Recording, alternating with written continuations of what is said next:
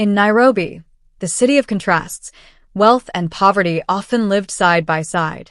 Gleaming towers kissed the African sky, while street vendors roasted maize on dusty corners. And at the heart of this vibrant city stood the Regal Palm Hotel, a sanctuary of luxury. It was here that Amina and Jerry, a 24-year-old waitress, worked tirelessly. Life had not given her comfort. Instead, it had given her resilience. Her father had died of illness when she was a teenager, and her mother's fragile health meant Amina carried the weight of her family. Every tray she carried, every smile she forced, was for the sake of her younger brother's school fees and her mother's medicine. Despite her struggles, Amina was radiant. Her eyes, deep, almond-shaped, filled with unspoken stories, held a beauty that no designer jewelry could outshine. She had learned to smile through pain, to walk with grace even when her shoes pinched, and to dream even when reality mocked her. Little did she know, destiny was about to cross her path with a man whose world was the complete opposite of hers. That evening, the hotel staff buzzed with whispers. A VIP was coming. A man who owned empires across Africa, whispered about in boardrooms and newspapers. Kweku Mensah, the Ghanaian-born billionaire, was not just rich, he was a symbol of power. Shipping lines, oil companies, tech startups. His name was on all of them, yet he was known as the silent tycoon. He rarely appeared in public, never entertained interviews, and carried himself with an aura of mystery.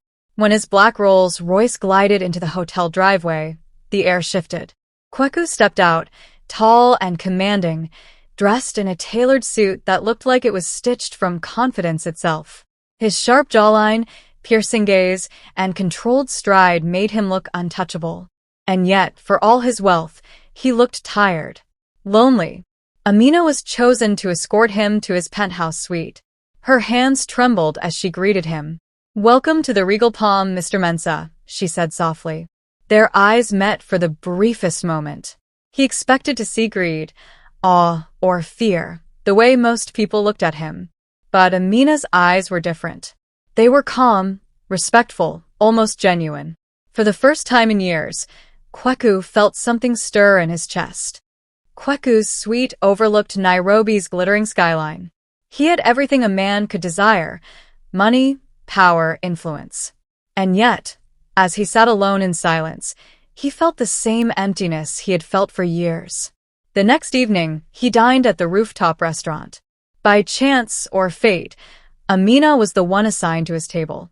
"Good evening, sir," she said with her usual polite warmth. Instead of brushing her off, Kweku studied her. The way she moved gracefully despite exhaustion, the way she smiled at every guest without losing her dignity. She intrigued him. "You're not like the others here," he said suddenly. She blinked. "Excuse me? Everyone looks at me and sees money," he explained, swirling his wine glass. "But you look at me like I'm just a man." Amina's cheeks warmed. "I only see a guest, sir. And it's my duty to serve guests well." For the first time in years, Kweku chuckled. A deep, genuine laugh. "Perhaps that's why I'd rather talk to you than anyone else tonight." That evening, they spoke about her family, her dreams, his loneliness. He was fascinated by her honesty. She was captivated by his vulnerability. As nights passed, conversations turned into something deeper. A bond grew between them, fragile yet undeniable. But love between a billionaire and a waitress could never stay hidden. Whispers spread among the hotel staff. Some laughed at Amina, calling her foolish. Others envied her. Soon the media caught a scent. Headlines screamed, "African billionaire linked to hotel waitress, scandal or true love." Kweku's advisors were furious. "Sir, this could damage your reputation. People will say she's after your fortune." Even Amina's friends warned her. "People like him don't marry girls like us. Be careful before you lose your heart." But neither of them could let go. Their stolen moments, midnight walks on the rooftop, secret notes slipped into trays, hushed laughter in hidden corners, kept them alive. But where there is love, envy follows. One of Amina's coworkers, Lydia, envied her deeply. Lydia, ambitious and cunning, had long dreamed of catching a rich man. Watching Amina draw the billionaire's attention was unbearable. One night, Lydia secretly recorded a video of Amina delivering food to Kweku's suite, twisting it to look scandalous. She leaked it online with a caption, "Hotel waitress caught sneaking into billionaire's room at night." The video spread like wildfire. Social media exploded with accusations. Some mocked Amina, others insulted her. Journalists camped outside her small home. Her brother was bullied at school. Amina broke down in tears. "Maybe they're right, Kweku. Maybe I don't belong in your world." Kweku held her trembling hands. His voice was firm, yet tender. "Don't let them define you. I know who you are, and I won't let anyone destroy what we have." But the storm only grew worse.